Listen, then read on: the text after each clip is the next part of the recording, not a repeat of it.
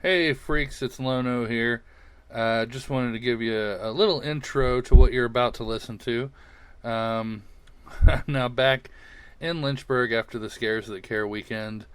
Ian and I had an absolute blast. Everyone who attended, thank you so much for making us feel so at home all these years, and for really being a true family for the We Belong Dead podcast.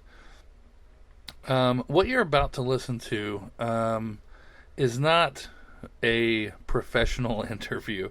As you know, We Belong Dead isn't an interview podcast, but I could not let this one go by without trying. It goes without saying, if you listen to the show, or when you listen to the interview, you will find out that Joe Bob Briggs is a lifelong influence and hero in my life. And when Joe Ripple announced that he was going to be at the the weekend, I immediately went to work at trying to figure out a way to interview Mr. Briggs. Turns out all we needed was Darcy. I cannot thank Darcy enough. Diana Prince, a.k.a. Darcy, the mail girl. It is because of her that I got to come face to face for an hour and a half. Unbelievable. With a real personal hero of mine. So what you're going to hear may be a little Chris Farley show-ish. Again, not a professional interview. I had probably about 3 hours worth of questions that I dwindled down to an hour and a half. So some things were left off. Some things you're going to go, why did you say that? Why did you ask that? You're so stupid. Keep in mind, this is far less an interview than almost me reverting back to being, 15 years old in my parents' basement late at night watching Monster Vision with Joe Bob. You can hear the goosebumps almost, and the trembling. It was a great honor for Ian and myself, for Mr. Briggs to give us 90 minutes. So all the links that we have with this podcast, this interview, are very important. Go check them out. They're all having to do with Joe Bob, Darcy, Shudder, all the things that you need to get more Joe Bob in your life. So thank you so much to our listeners. Thank you so much to Joe Ripple for putting together the greatest weekend for the greatest cause that will ever happen in my life, and here's to many more. And especially thank you to Diana, aka Darcy, for being so kind and so accommodating and just so wonderful to a 41-year-old fat horror geek who pled his case to please see if Joe Bob could give us a couple of minutes of his time, and he ended up giving us so much more. So keep that in mind. Not a professional interview, more me fanboying out over Joe Bob. I think if you count the times Ian and I say the word sure, it may be in the hundreds, because we are just in awe that we are actually in the same room being able to make this happen. So I hope you enjoy it on that level. If you're a fan of Joe Bob, I hope you can put yourself in my shoes and go, look, he held it together okay. It could have been a lot worse. It could have been a lot sloppier. So I hope you enjoy it. And yeah, that's about it. Without further introduce, see, I can't even. I'm shivering now thinking about what I'm introducing. So, without further ado, please enjoy We Belong Dead at Scares That Care Weekend 2019, interviewing the great Joe Bob Briggs. Hey everybody, have you heard the news? Joe Bob is back in town. He's over at the drive-in, hanging around, watching crazy movies. So come on down to Joe Bob's last drive-in show. Blood, beasts, movies, and more. Joe Bob's last drive-in show. It's a spooky man.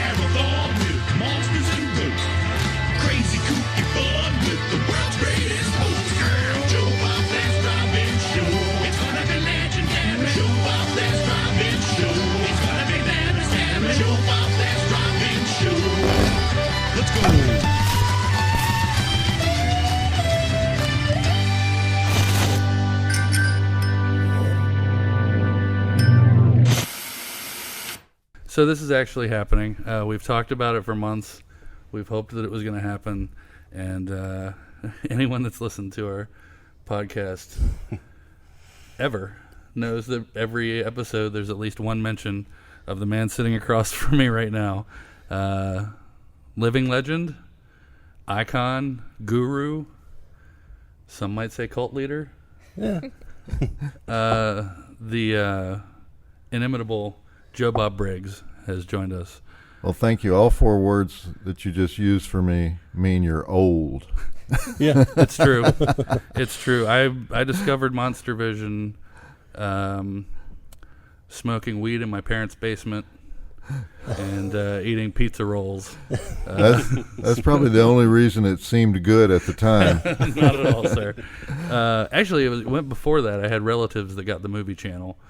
Okay. And we didn't, so I first saw the movie channel stuff every now and then when we would go visit them, and I just thought, how do I get this? How do I keep getting this? Right. I'm actually amazed how many people saw the drive-in theater show on the movie channel, because the movie channel was not that well subscribed to. I mean, it was a kind of a small service in the days when any kind of premium channel that you got was $10 a month. Yeah. And so you didn't just say, throw the movie channel on my bill.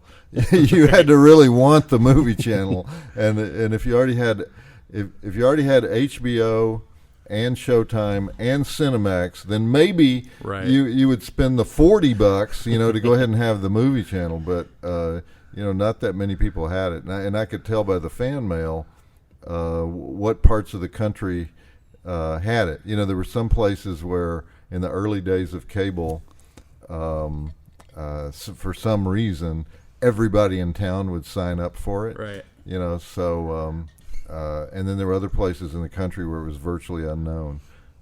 These were my highfalutin Kentucky relatives that had yeah. the satellite dish. Yeah, we were big in Kentucky. Yeah. Kentucky, Ohio, the prisons of California. Yeah. Is that show where it started? This, or the I know the Persona existed before then, but was that the first show, the drive-in?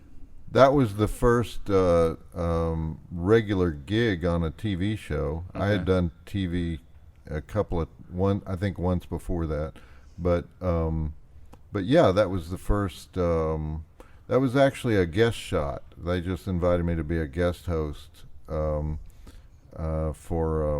a month for 4 shows, 4 Friday nights, and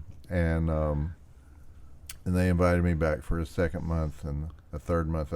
I was there 11 years, but I think it was always I was still being a guest in the 11th year. So 11 years, the Katie did. We right? just kept. That's right. That's why if you were to look at all the shows, you would see that the set just grows organically. We would just add one thing to it each show. So after the drive-in was Monster Vision? Yeah, I was something in off between? the air for I think 4 months, and then I started the exact same show on TNT. We just with a different name. They already had a show called Monster Vision, Right. And so I just took over that slot. But it wasn't that good. They had used guest hosts, and no, actually, Well, they had when Penn and Teller. when Penn and Teller Yeah. hosted it was really, really funny. Yeah. They did some bits They that are were great. very elaborate and Yeah. very funny. I don't know how many of those that Penn and Teller hosted, but Penn Jillette is a movie buff, and he loved to get on there and rag on Merchant Ivory films and stuff like that, and just to talk about how boring Gandhi was and stuff like that.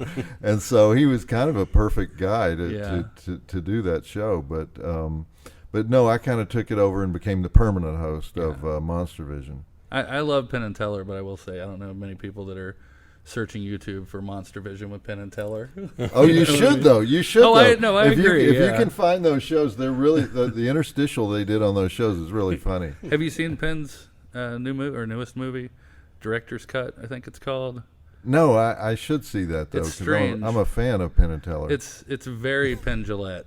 Okay. It's very Penn Jillette. So out of Monster Vision, did Last Call and Summer School, was that just kind of a natural progression of, in the summer we'll do this gimmick of summer school?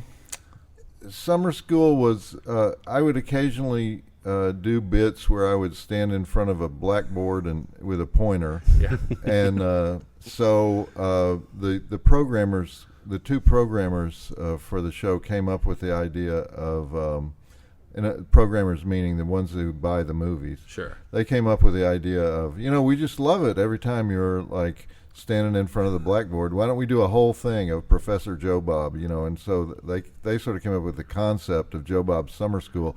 And, we were always looking for stunts to do. Sure. To make people come for a certain period of time. And so that was the stunt for the summer, is Joe Bob will be teaching every week this summer. And but Last Call was just a way to make Monster Vision last longer. Make it a double feature. Yeah. Yeah. And so it was inventive, though, I think, to do like a separate name. It made you feel like you were. Yeah. I mean, everybody's watching Monster Vision, but I stay up for Last Call, Yeah, I mean, you have to understand that the network executives really didn't care much about this show, and so it was basically me and the programming department just inventing stuff. Yeah. And because we were on in the middle of the night, we didn't come on at any particular time. We didn't finish at any particular time. Right. The segments could be 30 seconds or 8 minutes long. It didn't have any format whatsoever. And the reason is because the network didn't really care what was on overnight. Yeah. On the network. And so whatever we did was fine with them. And if anybody who ever says to me, I watched Monster Vision every week, yeah, I always say, that's impossible, because you didn't know when it started. You did not know when to turn on your TV to watch Monster Vision, because it started at a different time every week. I tried to watch Monster Vision every week. That's right. Yeah, I remember Monster Vision. I think it was the first time I ever noticed, like, holy shit, the guys behind the camera are laughing. Like, this is something different. Like, this is so cool. That was, normally when you do comedy on TV, they're not supposed to laugh. Right. And they get in trouble if they laugh. Oh, yeah. I work at a local TV station, so. And we had a couple of situations where, they laughed in spite of being told not to laugh. And we kind of liked the way it sounded. Absolutely.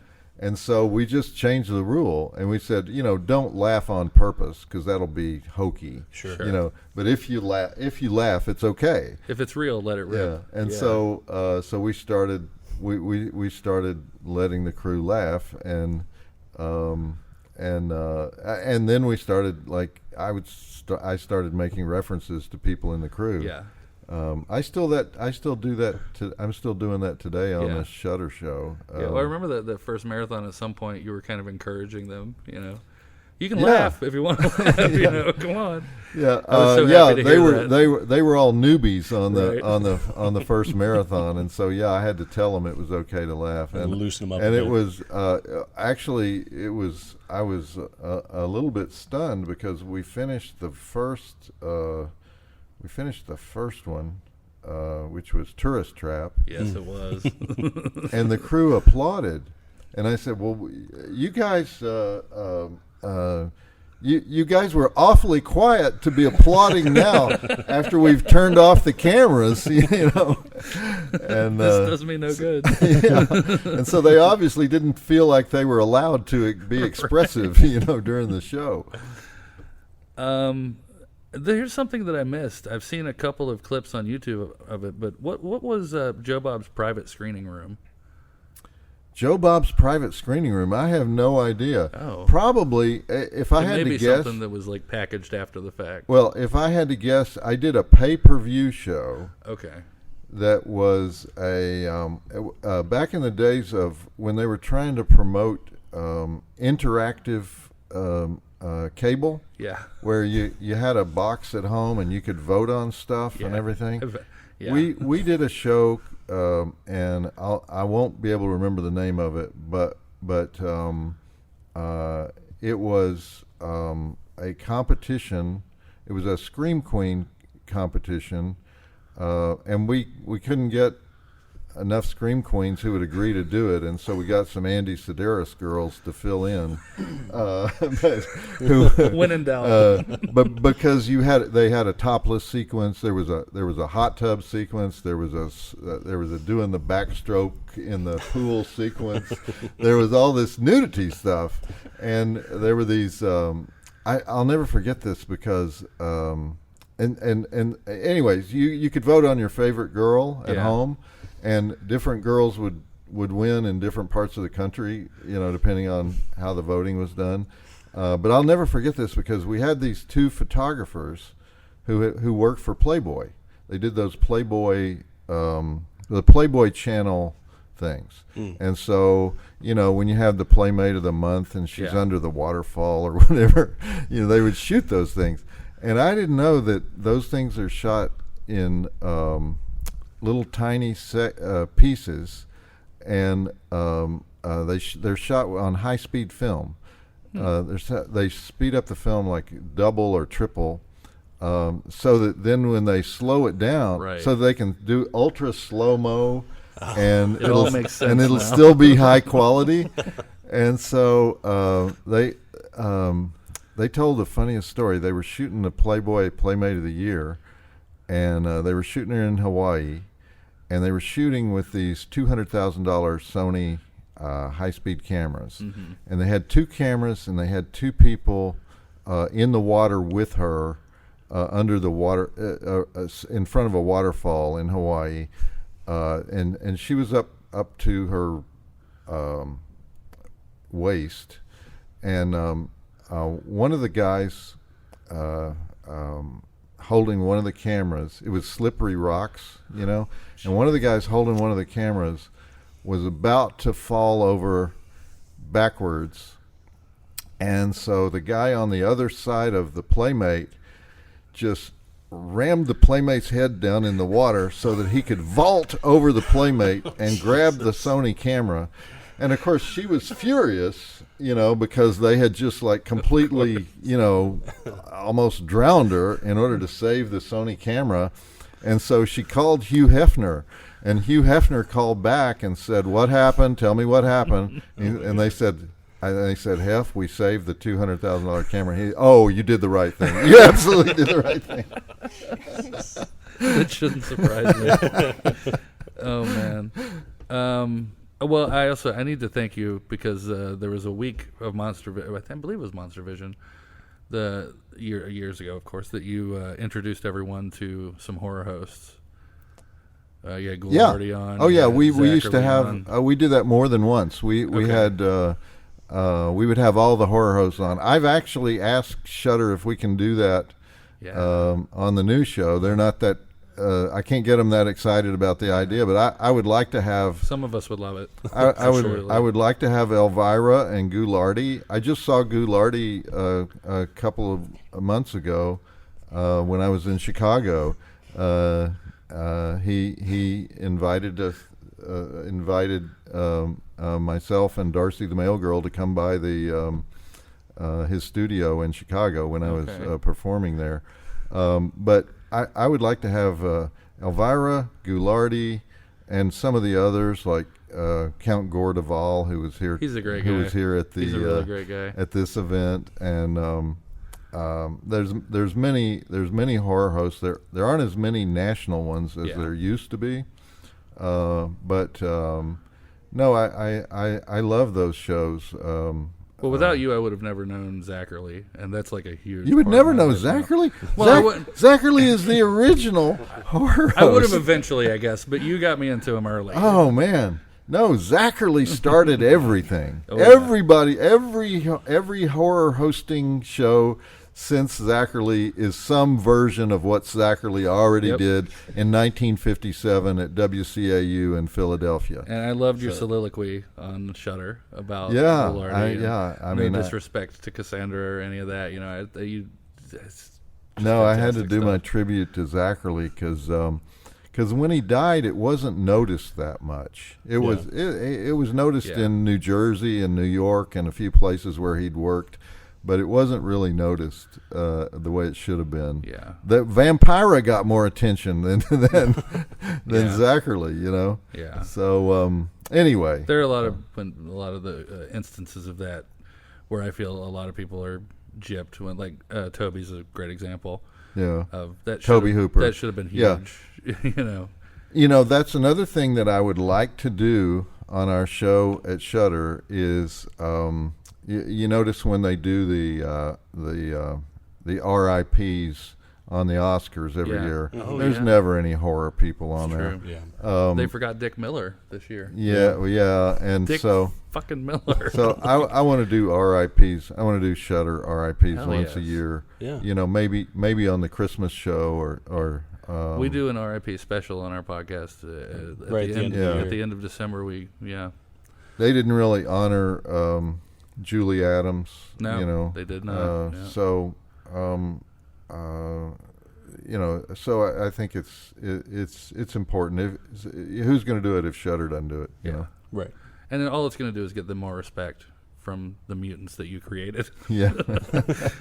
So then, just to veer off slightly of the horror stuff, I'm a few years down the road, a little older, not much wiser. But I'm flipping through channels and I come across The Daily Show and I see GodStuff. Yeah. And I'm like, I swear to God, this is Joe Bob Briggs. Yeah. What the fuck are they trying to pull here? GodStuff was some of the most hilarious stuff ever on cable, I think. Well, thanks.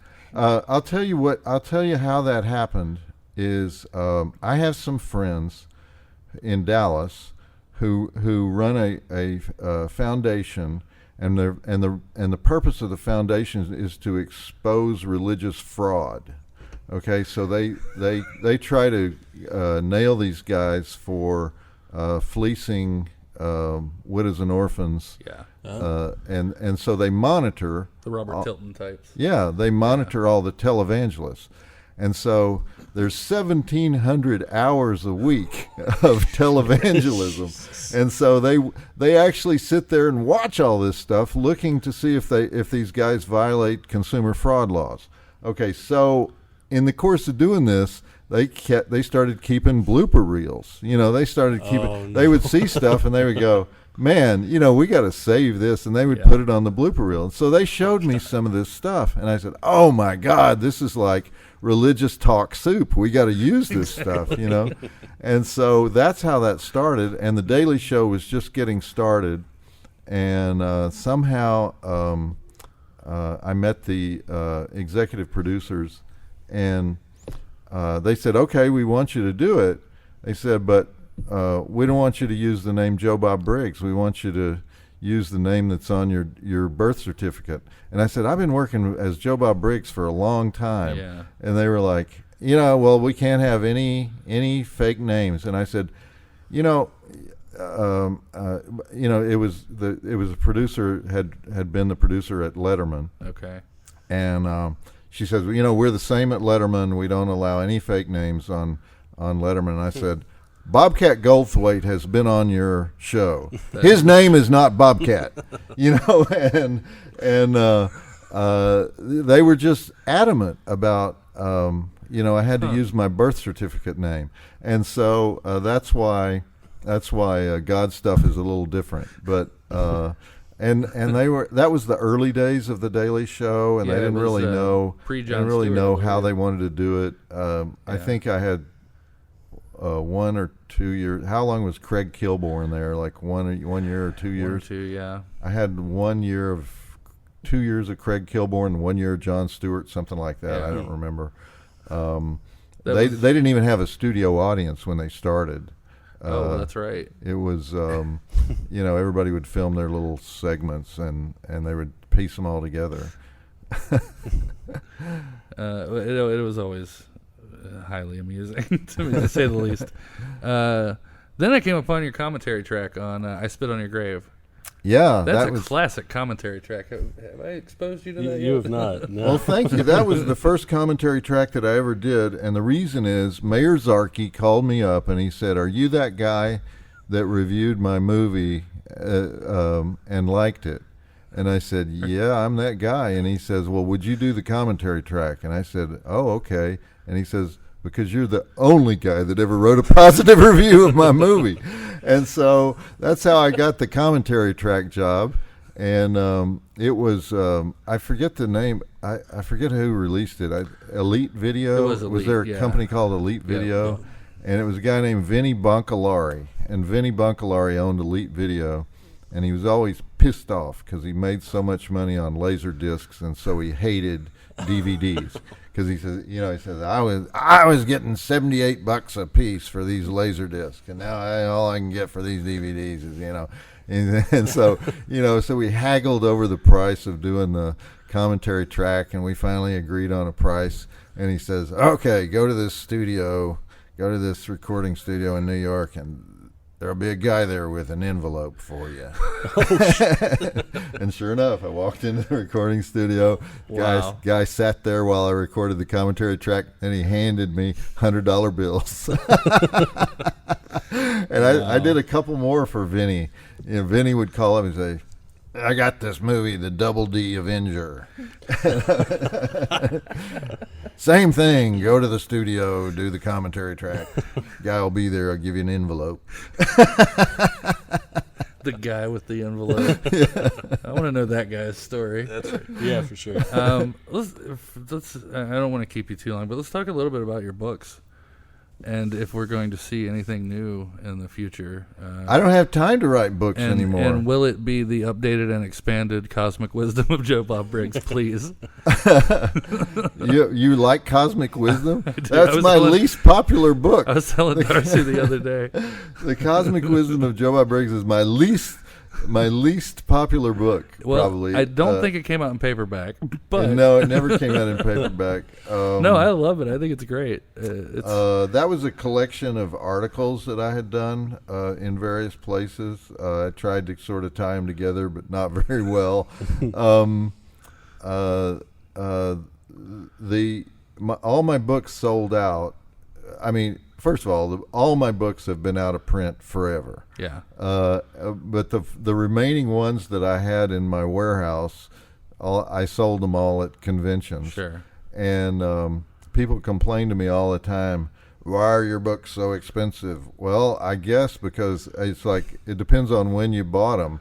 If you bought them 1 week before the Shudder Marathon last summer, Yep. They cost a penny. That's when I started getting offers.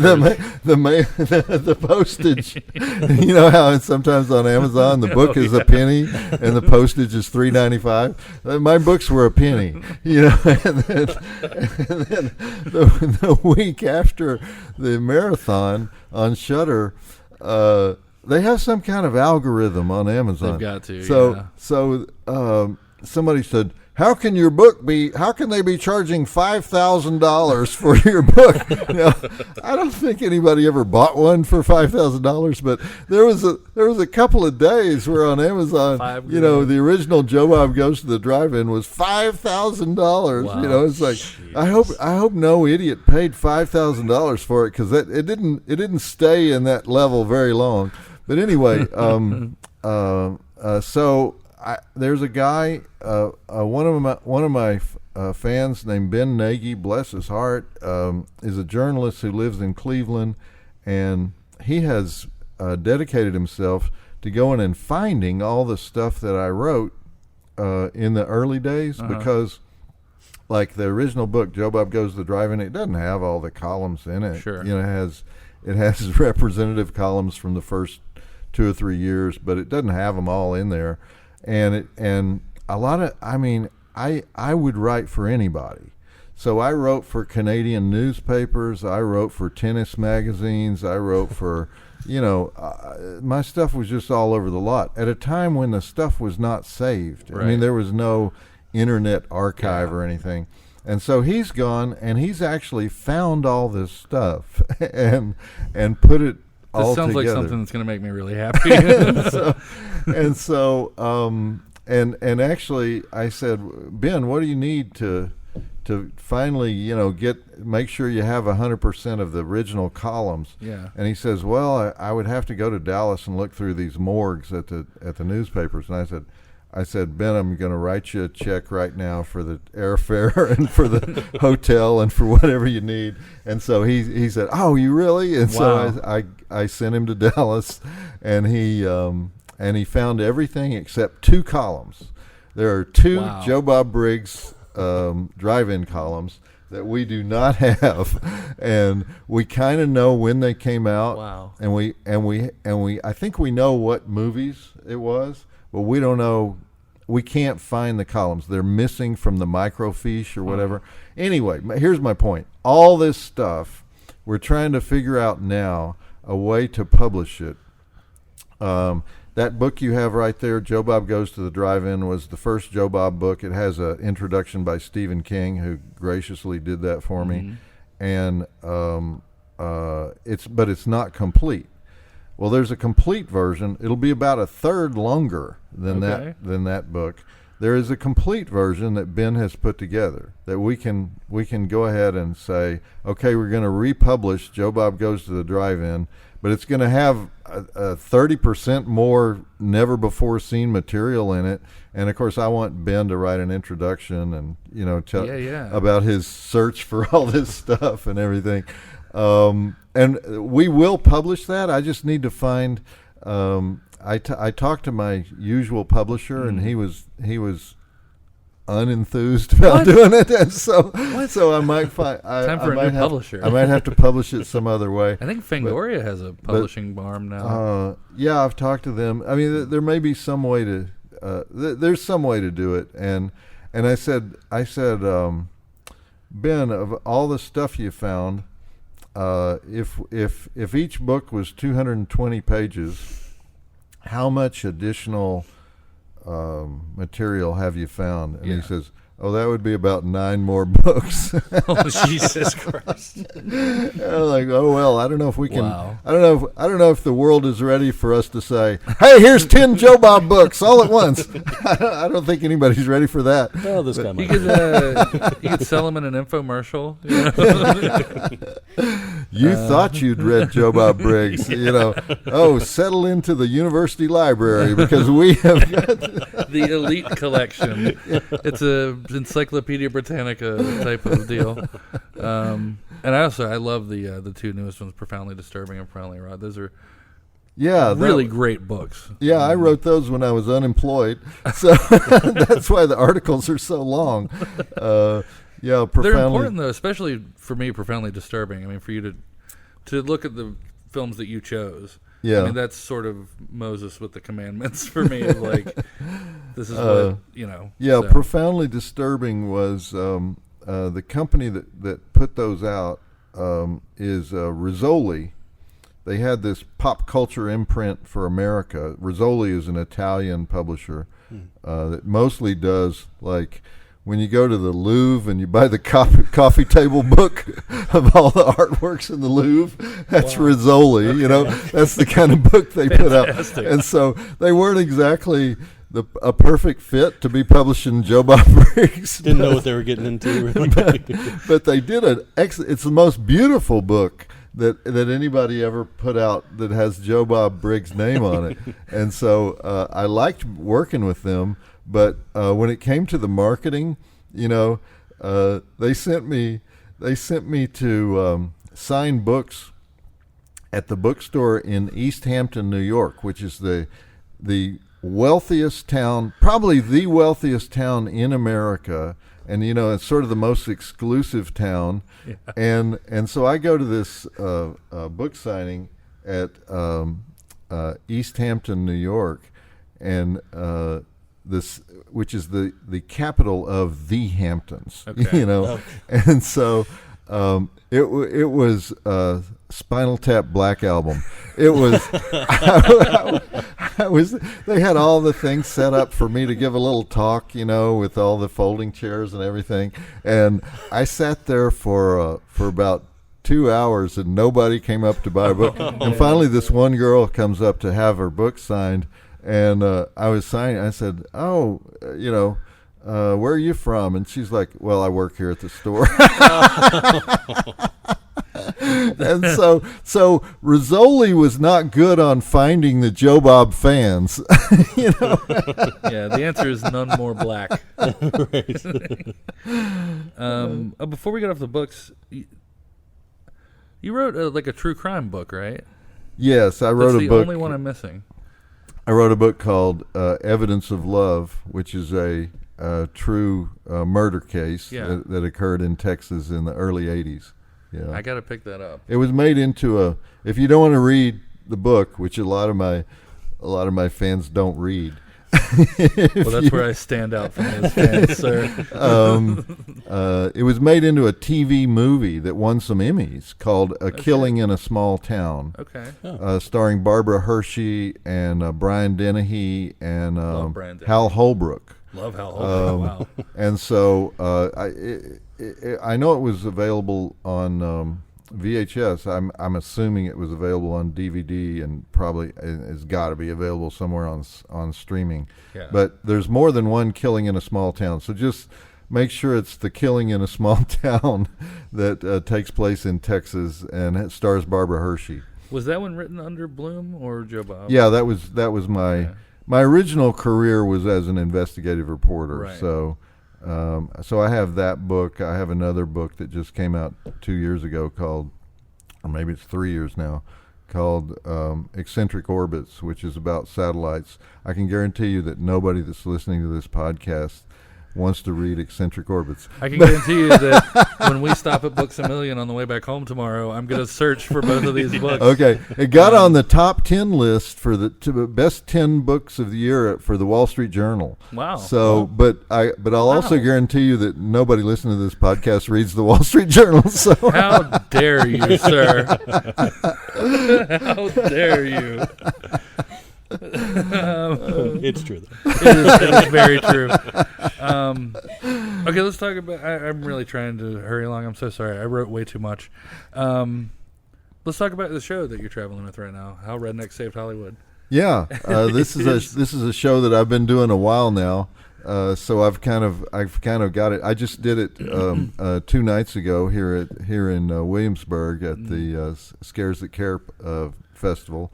And it was, we had a wonderful crowd here. I have to say, it plays much better. It's called How Rednecks Saved Hollywood. It plays much better in southern cities. I mean, here we are. We're about 30 miles here from the capital of the Confederacy. So it played here. It was fine here, I said, but I have started doing it. I used to only do it in the Deep South. I've started doing it in northern cities. I did it in Boston. I did it in Milwaukee. I did it in Minneapolis. I did it in Chicago. And so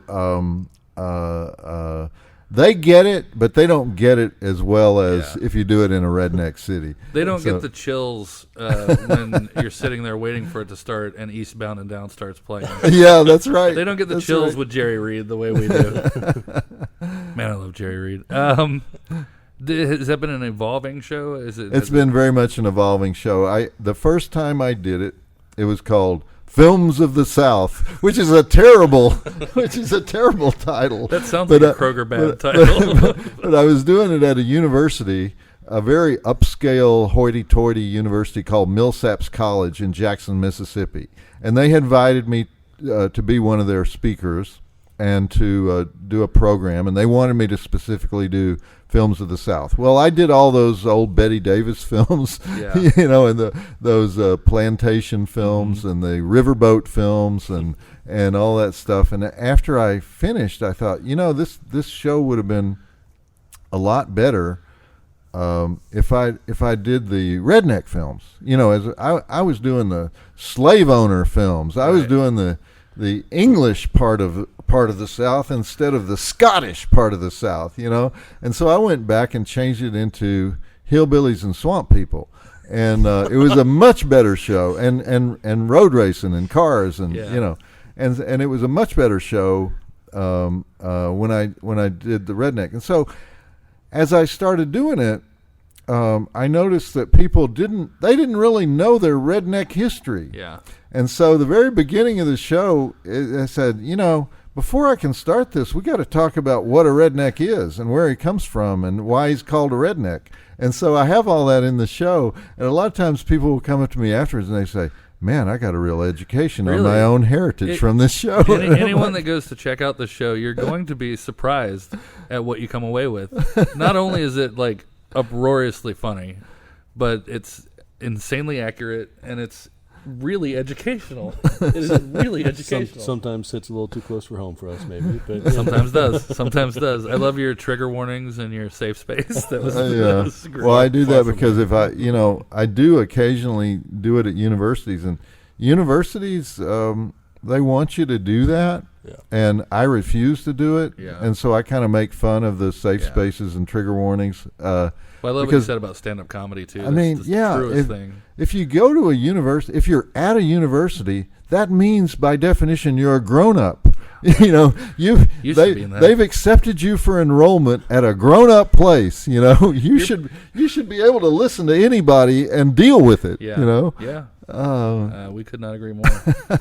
Got a couple things about Last Drive-In. Just 1,000 thank yous for Tourist Trap being the first in the marathon. I've championed thank you for that movie for so long, and I feel like if that movie had been a success in the year 1979, as it should have been, that David Schmoller today would probably be one of our iconic horror directors, because he would have stayed in the genre, and he would have made a lot more films. He would have been paid a lot more money to make those films and everything. Instead, 5 years later, he's making Morgan Fairchild movies. It's like, and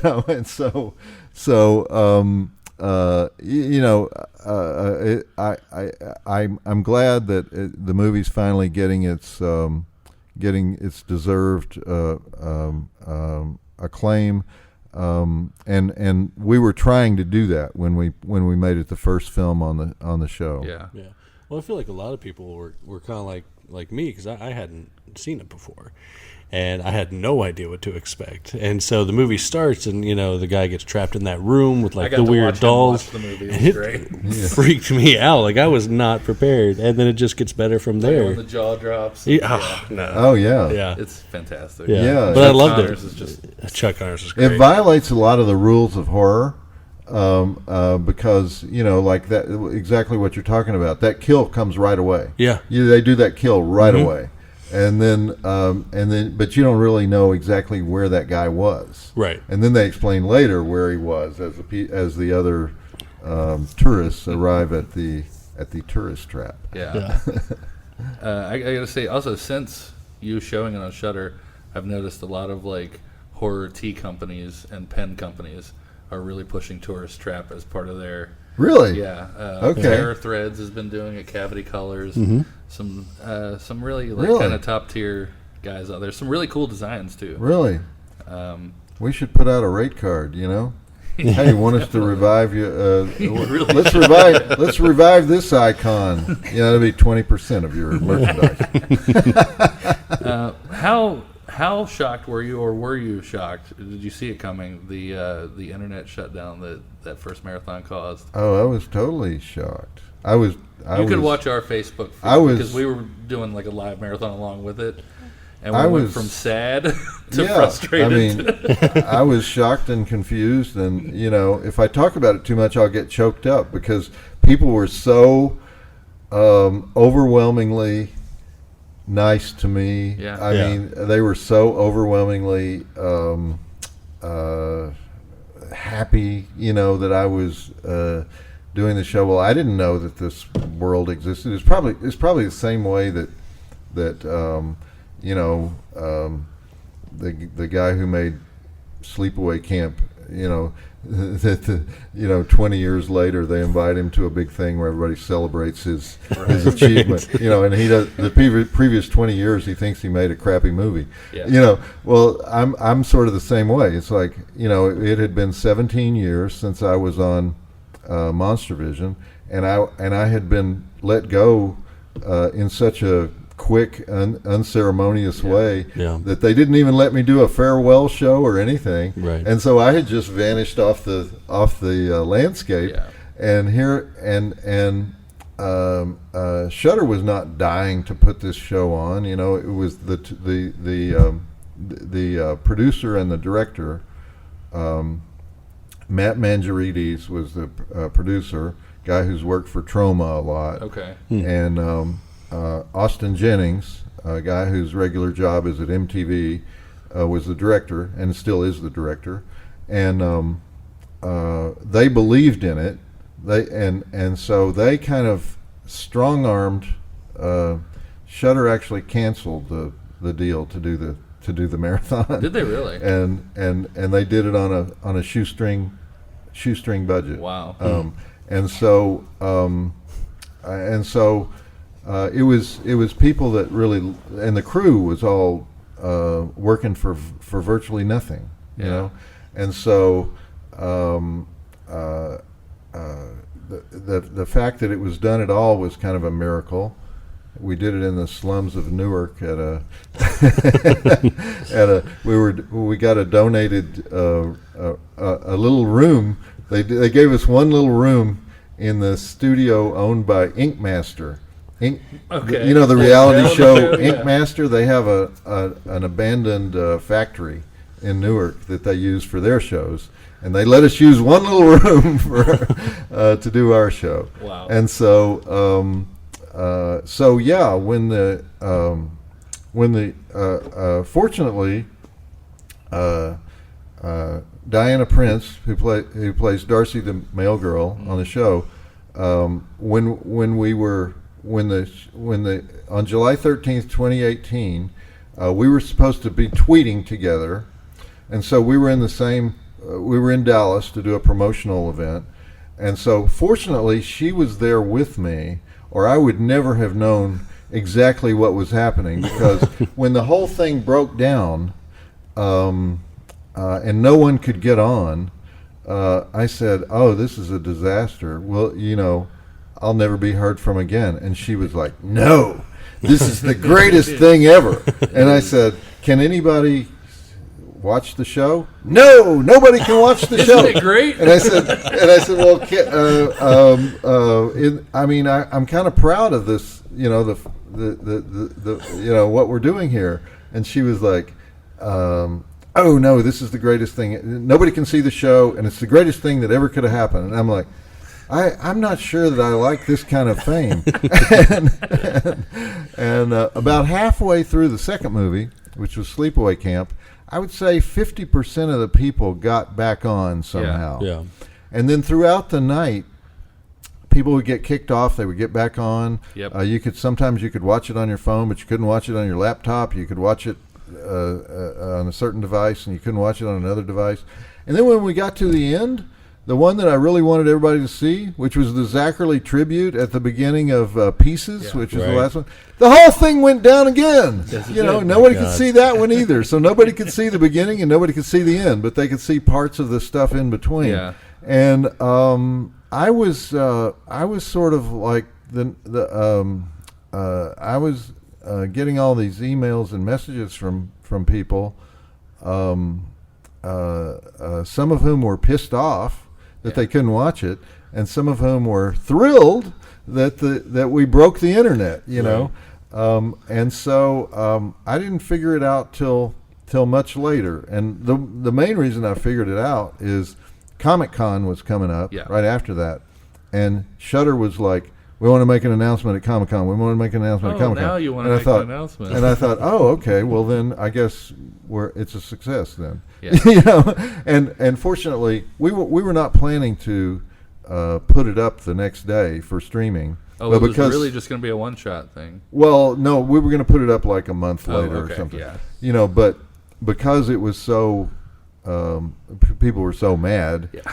They put it up for streaming the following day, so people could. There were people who like tried to watch it all night, and then starting at noon the next day, actually watched it. You know, continue. So like wasted another day of their lives. I will say though, I turned to Ian about I think the second or third film Yeah. that we weren't seeing, and we were checking the message boards and everything. And I said, I think this is a good thing. Right. And I really, because we saw your intro. You did see the intro when you walk in, and put the bolo on, and the. Oh buckle. no! So that yours didn't break down. Right before the start of the movie, It broke down before the movie started. We saw like the Night of the Living Dead, the end of that melded into. I thought that was great too. Yeah. But I turned to you and I said, I really hope this is like a historic moment that kind of lets Joe Bob know like how important he really is to this genre. Oh well, I I think I ended up getting more credit than I deserved for because of the internet meltdown. But what I was amazed by is that we were basically doing the exact same Monster Vision format all those years later, and people still wanted the format. Yeah. I mean, look at what we're doing. We have a male girl and we have no male. Okay. we have commercial breaks and we have no commercials. So we're taking the Monster Vision format, which no longer fits the modern world of media, and we're doing it anyway. Oh, but it's what we've all wanted for so long.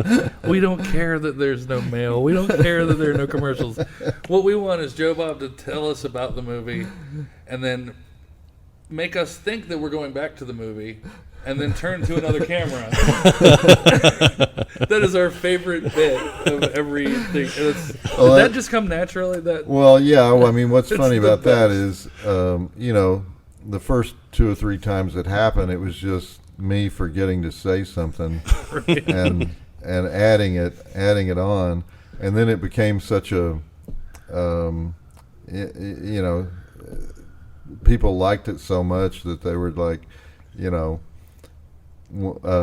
when you're done, we'll keep the camera running. Yeah. And then I had to do it. Yeah. Then I had to keep talking. So now I kind of use it as a way to talk about stuff that doesn't really fit into the narrative of what we're doing. I could go on and on about the last drive-in, but I will say your sign-off from the marathon. Oh. You made a grown man cry live on Facebook because I don't know that I've seen something that genuine from someone that has mattered, for so long. And it made me feel vindicated. Well, I kind of there was a reason that I've always been, kind of keeping up with this guy. I kind of messed it up. Originally, I was planning to just like toss the hat into the chair, so they could zoom in on the hat. I thought that would be a good ending. But I walked off wearing the hat, and I had to go back. and then I had talked to Austin Jennings, the director, and I thought it might be a good thing to reveal the artifice of the whole thing by pulling back and revealing the edges of the warehouse room in Newark and the crew, and I guess they chose not to do that because it just shows me in silhouette holding the hat. But while around the world, mutants everywhere are going, this can't be it. This can't be the end. I did think though it was probably. With all it had going against it, I thought it was probably a one-off, Wow. and I thought it was probably a nostalgia piece, and I still am amazed that we were renewed for a second season. To tell you the truth. Well, you're also bringing in a whole new era of mutants. Are we? I hope guys. so. I've seen a lot of kids, like little kids, wearing like the Fright Rags Monster Vision shirts. Really? This weekend. Yeah. Okay. Well, I'm. Some parents are once doing again, it right. you're informing me of things I don't know about. But I would say, historically, my audience has been 80% male. I'm heartened a little bit, and part of that was because many females thought that I was misogynist. You know, they thought my jokes were old-fashioned Right. and old-fartish and jokes that your grandpa told and stuff like that. And so they were What's like, wrong with my granddad's jokes? and so I'm heartened a little bit by the number of women who Yeah. do come up to the signing table at these events, because it makes me think, well, either I've mellowed and I'm not so misogynist, and I never thought I was a misogynist, by the way. I never agreed with the. I'm not admitting anything. When here. I made fun of things that could be perceived as anti-female, I was usually making fun of an organization like the National Organization for Women, or something like that, and they perceived it as Right. anti-woman. It wasn't anti-woman; it was anti-organization. It was anti-one issue, Right. or something. So one thing I've noticed, though, that may be an explanation for that, is there were not that many female horror fans when I first started doing this. Now there are a massive number of female absolutely. horror fans. Yeah. And once again, the male girl, this is the first male girl we've ever had who is a genuine horror fan and horror blogger herself. Right. She has a horror website. Yes. And so we never had, the... We'll have a link to It's that sort of like website, what by the happened way. on ESPN. You suddenly started having a lot of like really smart women talking about football and baseball and basketball and everything. Sort of the same thing has happened in horror. You now have a lot of really hardcore you female really do. horror fans, which you didn't have in the early 80s when I first started doing this. It's very true. I mean, I can even think back to conventions I went to years ago, and And it was all so male. many women. Yeah. It was like, I'm It's much nicer I'm, now. I'm noticing. See, and I'm noticing. I don't know why this is true, but all my fans have beards. Both of you guys have beards. And I never had a beard on any of my shows, but all my fans have beards. I don't know why. I say like 90% of the guys that walk up to my sign-in table Yeah. have beards. Well, you guys have great beards. I don't have Well, a thank chin, you. so Yeah, I only have You a have double great chin. redneck beards. You, beard- you could be in a moonshine movie. Beards are makeup for do men, it. so that's what Let's I've do got it. doing here. Produced by Joe Bob Briggs. Yeah. The Moonshine movie. I am 100% down. I don't want to upset Darcy, but you did make me realize that Chud isn't that great a movie. I'm so sorry. I And then you You played know- Q, and I was like, it made total sense. I mentioned I'm I've sorry. mentioned him 3 times now, but Austin Jennings, the director, is a millennial. He's 32 years old. He loves Chud. That's the only reason Yeah. Chud was the first movie of the series. But when we would have the conversation about what do you love about Chud, he will say, he's the guy who says, "Remember that box in the videos? Remember how Yeah. great the box was? Remember how great that was?" Sure. And I'm like, Austin, did you take the movie home and take the movie out of the box and watch it? It's like, how can you be in love with the box? That's a fair point. All right, I'm gonna skip some stuff because I feel like I'm really starting to annoy you. What do you feel? Okay, I have a real problem with this, and maybe you can change my mind, or maybe you agree with me. This new trend, I would say, in the last maybe 10 years, of people setting out to purposely make a cult movie. Oh well, Like that's not Sharknado, that kind of that's shit. not a new thing. I Oh, it mean, isn't? Attack of the Killer Tomatoes was okay, that way. That's a good point. I didn't think about that. Killer Clowns from Outer Space was Yeah. intended that way. I feel like they did it right, though. Maybe. Somehow. Well, that rarely works. Yeah. That rarely works because, first of all, let's start with this. There's way too many horror comedies. Sure. It's like I always think it's a failure of will if your first movie is a horror comedy.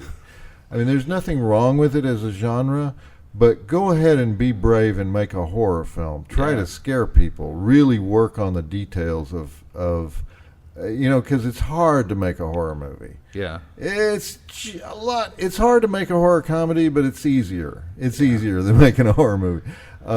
But the attempt to be culty is usually fails, because a cult film usually comes about because somebody who is taking their subject matter very, very seriously at the time is unaware of the cult value of their own film. Right. For example, Pieces, which we finished the marathon with Pieces. Yeah. Pieces is a bad film. But Bluto's in it. But I'm sure that, and I'm going to forget his name, but Juan Piquer Simon, I think is his name, the director. Yep. I'm sure he thought it was a serious horror film. Yeah. It's not. It's lame on a lot of levels. It became popular as a cult film years later, and part of the popularity is people making fun of some of the performances and some of the choices and some of the weird aspects of it. That's how a cult film happens. It happens organically. Now, there are films that are sort of okay, that are obviously started, that are made with tongue in cheek. Deathgasm, which we had on the show, is a that was more fun than I expected. I hadn't seen that until I mean, it's an attempt to do an old-fashioned, Satanism film based on rock and roll. And they did a pretty good job on it. It kind of falls apart in the third act, and they start killing people at random. But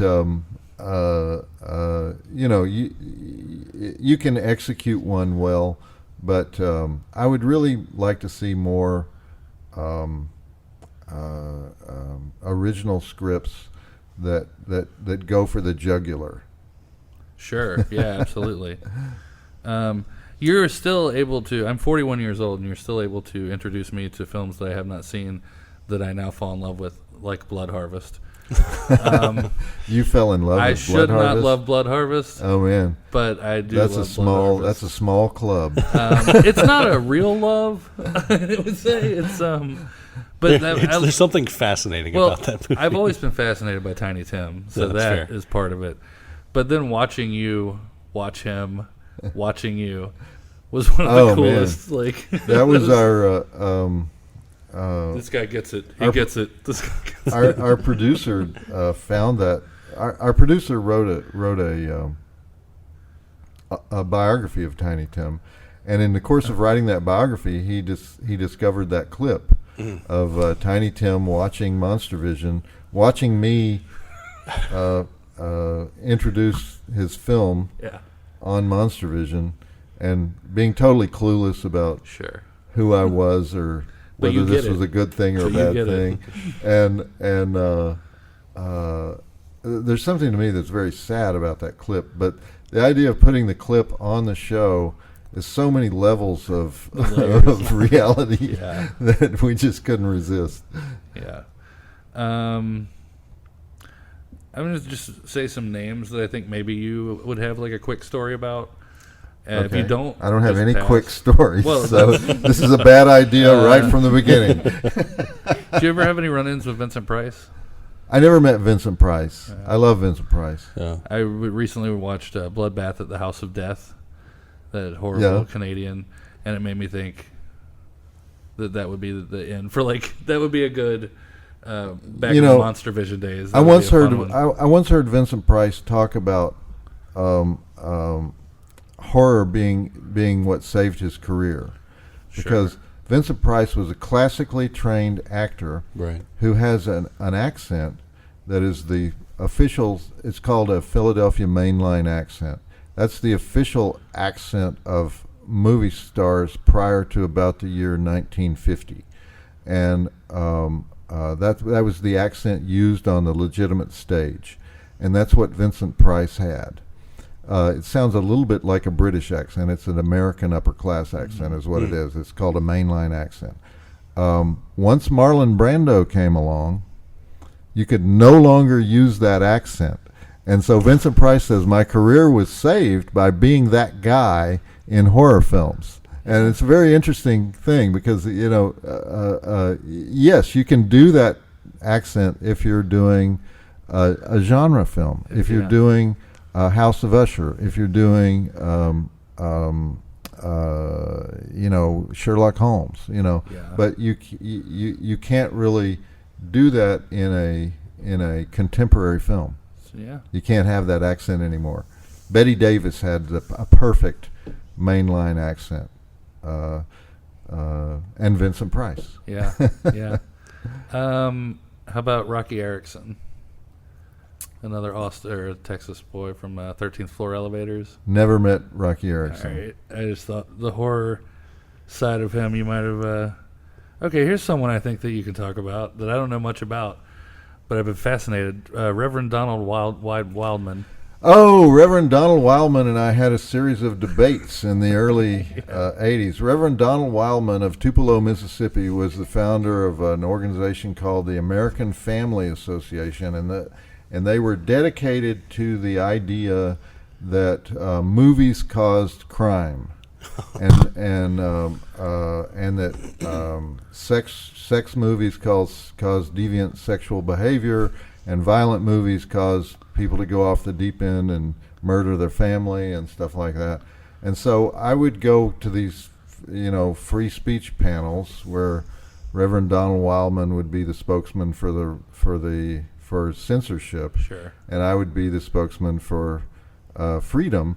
And in most cases, this was not a settled issue at the time. Most people thought we should be somewhere in the middle, that we should censor some movies and not others. And so I was the only guy saying we should censor nothing. And so I was the flamethrower, and Donald Wildman was the he was a Baptist minister. Yeah. And my argument to him was always this: if it's true that that watching these movies cause you to become a criminal, then you need to put handcuffs on me right now, because I've watched 47,000 of them. I've watched more than anybody in the world. You need to put handcuffs on me, or you at least need to hook my brain up for research. And he would poo-poo that. He would put that aside and I said, well, you know what, Donnie, I called him Donnie and it annoyed him. I said, Donnie, if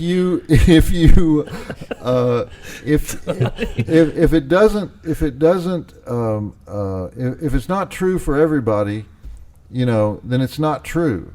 The movie either has that effect or it does not have the effect. But he thought there were these other people, sure, these weird people, that the movie would have this effect on them and they would go and blow people away. And he would use examples where he would say, this guy watched this movie right before he went and did this crime.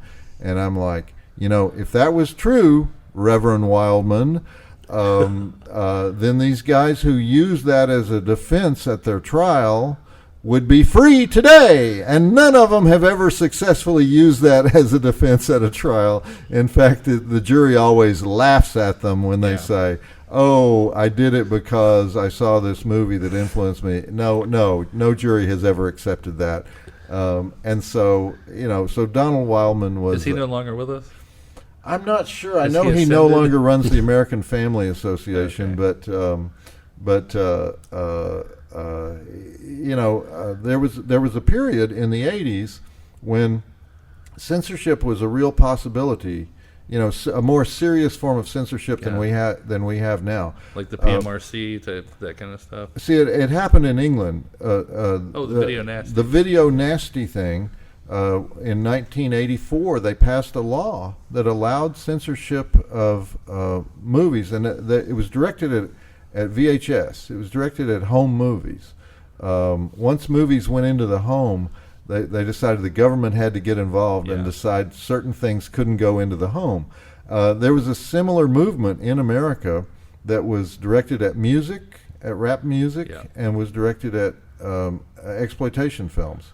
And so, so these debates had real consequences at the time. Yeah. So you were fighting. Fortunately, our First Amendment is so strong and there's so much court precedent that trying to do the things that they did in England are probably impossible, even though each new generation tries to dial the clock back and do it. Okay. Hunter S. Thompson. Hunter S. Thompson. Yeah. I once appeared on a the same night Hunter S. Thompson and I did readings at a bookstore in Seattle, and they said the bookstore said we want you to go on after Hunter. And I said, no, I'm not going to follow. Are you kidding me? I'm not going to follow Hunter S. Thompson. And they were like, we don't think we can keep him sober. You have to, you have to go second. Yeah. And so it was in his later years when he was doing, I can't remember the name of his book. It was basically a bunch of diaries. Hunter was going to write the history of porn. He was working on the history of porn. I didn't know that. And I had talked to him about it. He was living at the O'Farrell Theater, owned by the Mitchell brothers, in San Francisco. He was the ticket taker the night manager at the O'Farrell Theater, where modern porn was invented, and where the lap dance was invented, and where all this stuff was invented. And he would occasionally take a bunch of the adult actresses back to his ranch in Woody Creek, Colorado, and they would have like 2 or 3 week hot tub sessions. 2 or 3 weeks. And he would get his shotgun out and blow stuff up on the lawn. And I never knew exactly what Hunter was doing, but I had friends in the magazine business who would say, we're going to excerpt part of Hunter's book, and I would say, you're never going to see that book. That book is never coming out. And sure enough, the book never came out. And actually, I mean, it's too bad, because there's 2 books that the world has to live without. Thomas Thompson was going to write the history of Vegas, and Hunter Thompson was going to write the history of porn. Wow. And I'm really sorry that we don't have either one of those books. But at any rate, he used to send me pictures. Here's my point. He used to send me photographs. Hunter did? Yeah, he was a photographer, and he would send me. He loved to experiment with photographs, so he would send me photographs of explosions on his ranch. He loved to blow stuff up. So he would blow stuff up and try to get the picture of it at the exact moment that the object, whatever he was blowing up, was blown to smithereens. So I have somewhere in a box somewhere all these pictures he would send me, and we would exchange. This was before email, I think, or like right at the advent of email. And Hunter never did email. Yeah. And so we would exchange stuff in the mail, and then, I mean,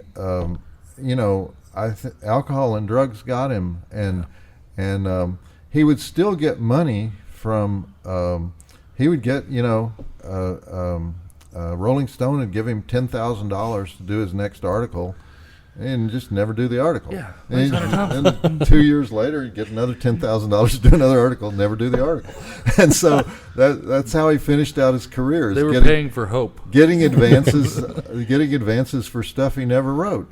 And it's sad because, I mean, it's great that everyone celebrated his death, but it's sad that his last 20 years he never really wrote much. Yeah. And because he was one of the great writers of our time, and Fear and Loathing in Las Vegas, I think is one of the, I don't know, top 50 books of the 20th century, in my opinion. That's just adding that to the list of why you're a hero of mine.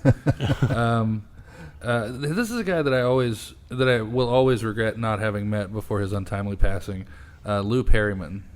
Lou Perryman was a great actor. Not many people know him. If you can ever get your hands on an indie film called Last Night at the Alamo, which was written by Kim Hinkle, who wrote that's Texas right, yeah. Chainsaw Massacre. And he did Next Generation, right? Yes, Yeah. Which I also champion. Last Night at the Alamo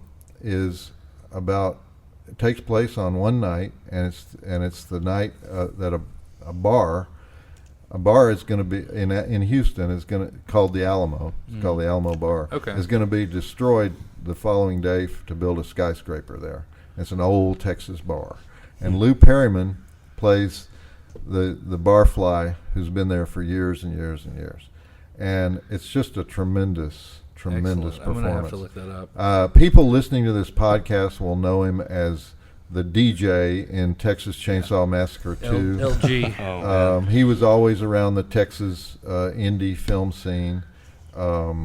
He also worked on the first Chainsaw, right? He was, he was. I don't know what he was. He was some Kind of an crew. all-around. He was a crew guy. Yeah.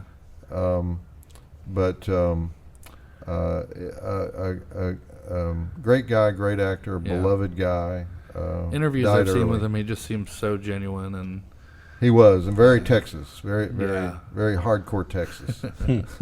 I definitely appreciate you shouting out. I want to say it was during Castle Freak, maybe. You giving a lot of credit to Dennis Paoli for some of those movies. Yeah, He's so unsung. yeah. Everyone gives credit to Stuart Gordon, Yeah. but nobody, Oh, I love Stewart, but they all start with the script, and Dennis Paoli wrote all those great scripts for probably the best movies that Full Moon ever released. Yeah. I would totally agree with that. Yeah. Rowdy Roddy Piper. Rowdy Piper was one of the most gracious, kind guests that I ever had on my show. It was very, a wonderful episode. Very genuine guy, very much a trooper as far as wanting to do the performance correctly and wanting to do everything that he was asked to do.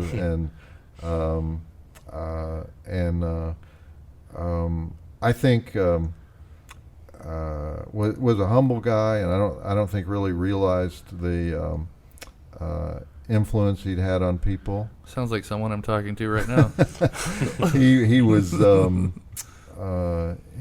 a great guy. I wish I knew him better. Actually, I remember him saying his one thing that he hoped was that none of his kids would go into wrestling because he considered wrestling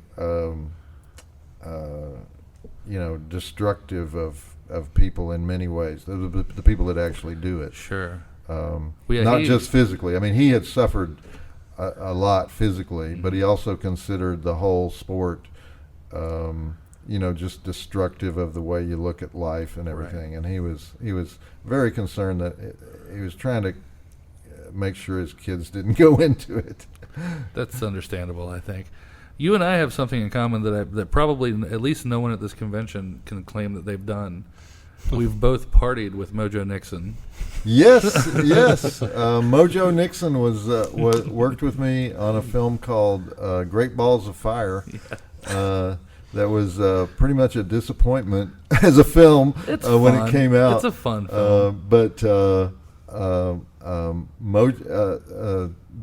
They hired several musicians to do acting parts on Great Balls of Fire, and Mojo was one of them. And great guy. I think he retired. He retired from music. Who retires from music? Yeah. I mean, Willie Nelson didn't retire. I mean, it's like, you know what? I thought you did music until you were 98. Last I heard, he has 3 shows on Sirius XM. Oh, okay. He's doing an outlaw country show. Oh, okay. But the best went for the podcast money. Yeah, Right. Yeah, there's a Look lot at of us. that. Yeah. But no, my favorite, he hosts a NASCAR show. Oh, that's every great. Sunday that is titled Manifold Destiny. And I thought that was just so Mojo Nixon, but He's perfect for that. yeah, that's a pairing that I've always wanted to see. outside of Great Balls of Fire of you two just doing something. I just feel like it would be just must watch. I would love to have an television or excuse whatever. to bring Mojo Nixon on the show. Yeah. He would be great. Yeah. The other time that you've made me cry was almost through the entire Texas Chainsaw Dinners of Death, especially toward the end. I mean, anyone that knows me knows that I won't shut up about how wrong Tobe Hooper had been treated after Chainsaw. Yeah, the main thing I wanted to get rid of was this urban myth that's been circulated everywhere that he didn't really direct Poltergeist. Yes, that it thank was you, ghost Jesus. directed by Steven Spielberg. There's a logical explanation for how that first got into the media. There's not a logical explanation for why it gets endlessly repeated. Yeah. There are many things on the internet that if they sort of sound halfway interesting, they'll get repeated 1,000 times. Mm-hmm. This is one of them that was very damaging to Tobe. But the idea that that he didn't really direct Poltergeist was terrible. I mean, Poltergeist had that Spielberg glow to it, you know, Sure. and it had that cinematography.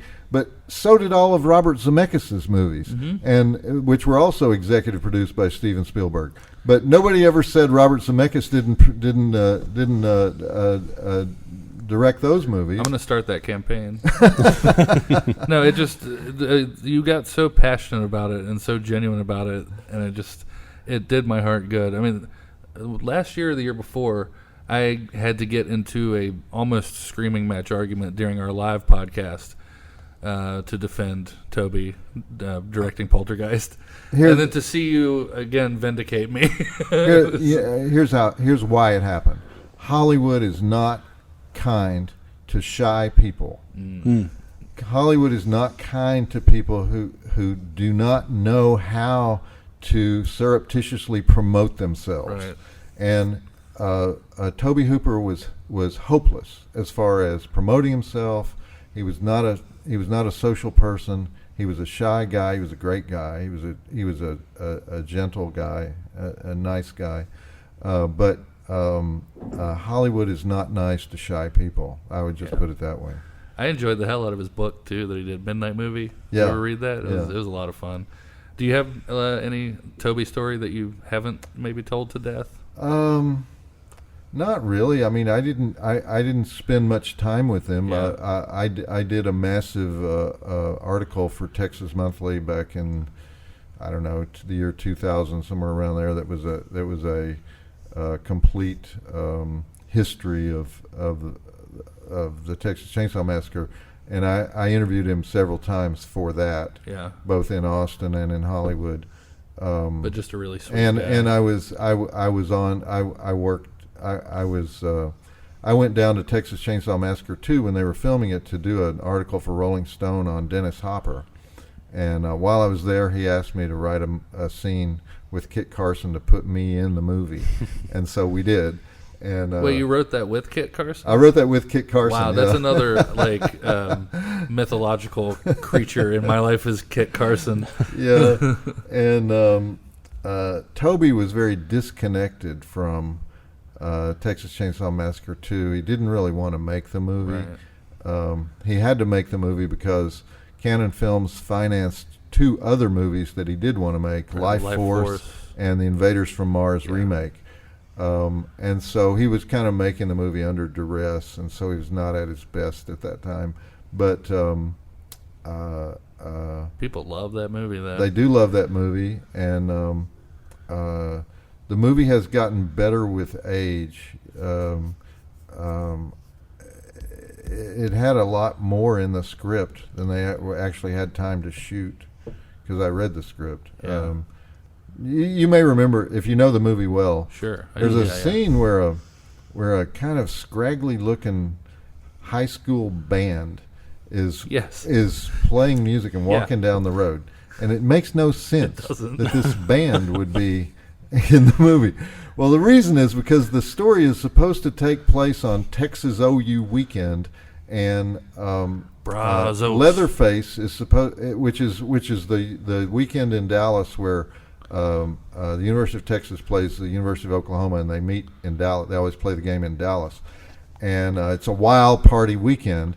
And supposedly Leatherface is killing people all through the Texas OU weekend, and so there's supposed to be all these crowd scenes where Leatherface is seen in the crowd. All that's left is this little scraggly high school band. I guess because they didn't have time to go get the B-roll and film the crowd scenes, or it was cut, in the cutting room or whatever. But that's why that's in there. One of my favorite things of all time came out of the last drive-in, and it's your rant about demons.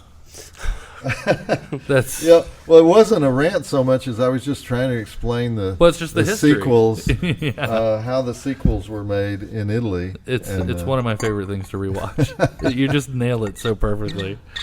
Could you let's say we have some listeners who are thinking about dipping their toes into the giallo genre.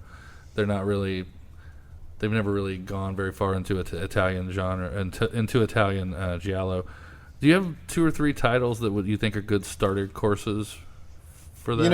I always forget the titles because, the Italian titles change so much, and there's always multiple titles for every movie. That's very true. There's the one in 1976 that Ruggero Deodato made. I'm going to get it totally wrong, but it's like think like a cop, act like a man. What is it? Act like a cop, think like a man. We'll look it up. I don't think I'm familiar with that one, but Deodato is great. That's a very interesting film. I've recently gotten into Sergio Martino and Torso and all the colors of the dark. All that kind of stuff. I should watch more giallo. I'm not an expert on giallo. I'm more an expert on Italian horror. Right. But those guys moved among genres all the time. The same guys who were making horror were also making giallo, and were also making romantic comedies. I mean, they were making every genre in the world. So, is there any thought of maybe eventually recording, getting back to your show that you're touring with now, recording it and maybe putting it on Shudder or putting it out on DVD? Or I think I would get sued by so many companies for I didn't copyright. think about that. Yeah. That's a really good point. So you're gonna have to go check it out live. That's the only way you're gonna see it. Yeah, I can. There's a legal thing called quotation. You can quote a movie in a thing like I do, which is and it's fine in a live thing like this.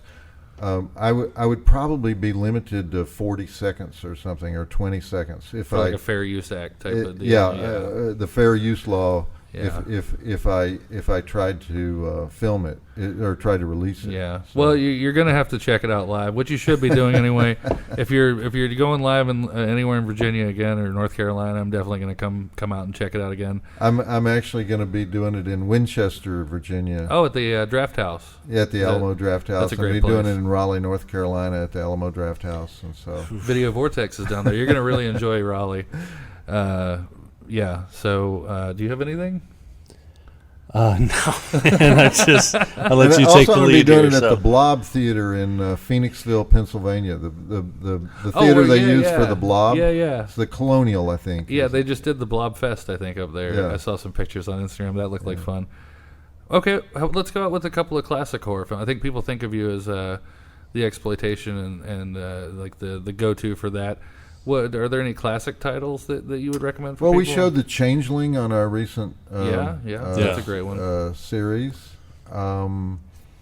Whatever Happened to Baby Jane? I didn't watch that until I saw the TV show they made about Versus, about their rivalry. Yeah. Susan Sarandon, I think, played Betty Davis. If you haven't seen it, it's pretty good, I think. It's very campy and very over the top, but yeah, when I saw Baby Jane, I thought, how has this not been in my life? Yeah. Jaws, do you call that a mainstream Sure, horror I would call film? that mainstream, yeah. I mean, The Exorcist, you call that a mainstream? Yeah. I generally like, the recent I was a defender of the recent remake of It.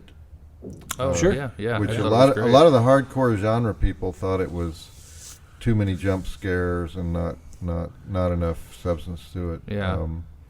But I'm looking yeah. forward to part 2. yeah, I like mainstream Definitely. horror as well. Well, Joe Bob, thank you so much. You gave us an hour and a half of your life, and I Okay, can't thank thank you. you enough for that. And Darcy, I can't thank you enough for helping make this happen. Yeah, check joebobbriggs.com, right? For tour dates. Or just Twitter or Yeah. Yeah. If he's coming anywhere near you, you're not going to want to miss How Rednecks Saved Hollywood. Did I say or that just right? write to me at joebob@joebobbriggs.com and I'll put you on the list. There you go. There you go. So yeah, check it out. Be sure to get Shudder. Honestly, it's the only reason I got Shudder was the marathon because You I should have tell all your the movies. listeners that if they use the code JBB Shutter, they get some free Shutter, so they can sample Oh. it. I think you may have just told them. JBB Shutter. They're going to listen to you before That's they the listen code. to us. That's the code. Joe Bob, you really are a true hero of mine, and I really can't thank you enough for taking the time to do this. I hope you come back next year to Scares That Care. Everybody was really, really excited to have you here, and we're thrilled to have been able to do this interview. All right, thanks, man. Thank you. Thank you. You know, a lot of people write me and say, hey, Joe Bob Briggs, just what is monster vision? You don't need no special glasses or an insect's head, just a healthy love for slime and disrespect for the dead. We'll talk about some movies by the old double wide, and when you get that creepy feeling creeping up inside, well then you got monster vision, it's a heck of a fright. We're tearing the heart out of Saturday night. These Monster Vision movies serve a primitive drive, 'cause watching people die can make you feel so alive. So throw away your clicker now, the flicks have begun, 'cause there's nothing you can do while fully dressed that's as fun as watching TNT beneath the bug zapper light. We're tearing the heart out of Saturday night. Tearing the heart out of Saturday night. We're going to go over this one time and one time only. All right? Demons was originally supposed to be part of a trilogy. Demons, Demons 2, and Demons 3. Okay, Demons 2 was basically the same as Demons 1 with some grosser zombie effects, and those were both directed by Lamberto Bava. But Demons 3 was supposed to be based on a story by M.R. James called The Church. So by the time Michele Soavi directed Demons 3, he decided he didn't want to be associated with Demons 1 or Demons 2, even though, as I pointed out earlier, he's the actor who plays the man with the silver face mask. Actually, he has 2 roles in Demons 1. He's also Jerry in the film within the film. So Soavi decides his movie is better than Demons Uno and Tuo, so he changes his title back to The Church and releases it that way. So now they don't have a Demons 3. So Lamberto Bava is making another movie. We're up to 1988 now. It's called The Ogre. It was made for a TV series in Italy, and then they recut it to play as a feature film outside of Italy, and it had nothing to do with demons, but they released it as Demons 3, The Ogre. Except in the countries where nobody wanted the ogre. And so in those countries, there was a movie by Umberto Lenzi called Black Demons that was also released as Demons 3. So let me review here. We're now up to Demons 3 in the series, and we have 5 movies, only 2 of which have anything to do with demons. Next, for no reason anyone can figure out, a Michele Soavi movie called The Sect, S-E-C-T, is released as Demons 4. Now, apparently Michele, who didn't want to be Demons 3, now wants to be Demons 4. He changed his views after he saw the box office returns when you name a horror movie The Church. Now, I'm not finished. Lamberto Bava now remakes the most famous movie of his father, Mario Bava, Black Sunday, and it's called The Devil's Veil, only at the last minute he goes, screw that, and releases it as Demons 5, which brings us to 1989, when Luigi Cozzi made The Black Cat with Urbano Barberini, and he decided, hey, everybody else is doing it, I've got Urbano Barberini, they don't, so Demons fucking 6. Then Cozzi goes out and he does interviews and he says, well, Demon 6 De Profundis is actually the third film in Dario Argento's trilogy that started with Suspiria and Inferno, which made even less sense because that trilogy, called the Three Mothers Trilogy, existed only in Dario's head. I don't think he even planned it. So, by the way, Demons was made for $1.8 million, but it made such a huge pile of money that Bava and Argento immediately filmed the sequel, using many of the actors who were killed in the first movie. And that film came out so fast that it played in Germany before the first Demons had been approved to play there. So in Germany alone, which is where the story supposedly takes place, the Demons that we're watching is Demons 2. And the movie we think of as Demons 2 is Demons. You probably think I'm finished now. That would be a mistake on your part. In 1994, Michele Soavi makes probably his best film, Cemetery Man. Now, why are we talking about Cemetery Man? Because it appeared on DVD as Demons 95. Now, why, you ask? Why all these fake demoni? Because they're Italian. Everyone involved is Italian. So, back to the movie. And don't get me wrong, it's not an ethnic slur. Some of the greatest storytellers in the world are Italian. Like Martin Scorsese is Italian, you know. Sergio Leone is Italian. Silvio Berlusconi, you know. Silvio's basic position is, yes, I have been involved with bribes and hookers in the past, but not this time. So, great storyteller, running Italy.